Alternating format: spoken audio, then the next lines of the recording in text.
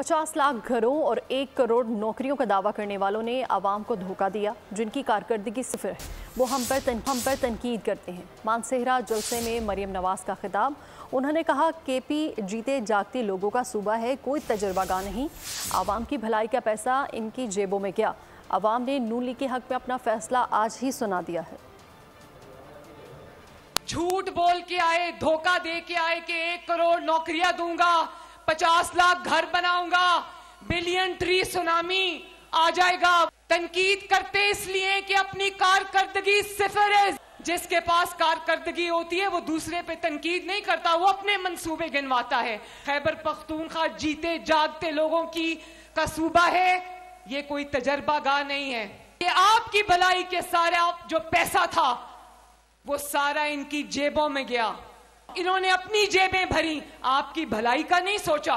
नवाज शरीफ साहब को मुबारकबाद देती हूं कि मानसेरा ने अपना फैसला 8 फरवरी की बजाय 22 जनवरी को सुना दिया है। सब्सक्राइब करें और बेल दबाएं ताकि कोई खबर रह न जाए।